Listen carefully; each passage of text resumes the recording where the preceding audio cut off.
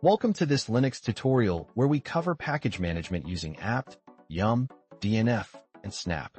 You will learn how to update, install, and remove packages across different Linux distributions.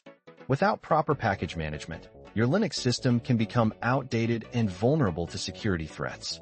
In this video, we will show you how to avoid these issues. The solution to these issues is to use package managers like apt, yum, dnf, and snap. These tools allow you to easily update, install, and remove packages on your Linux system. Now, let's demonstrate how to use these package managers. We will show you how to update and install packages using apt, yum, dnf, and snap.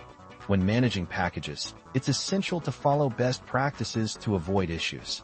Always update your package list before installing new packages, and be cautious when removing packages to avoid dependencies issues. In summary, package management is a crucial aspect of Linux system administration.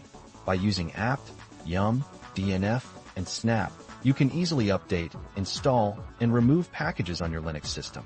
Thanks for watching, and don't forget to subscribe for more Linux tutorials.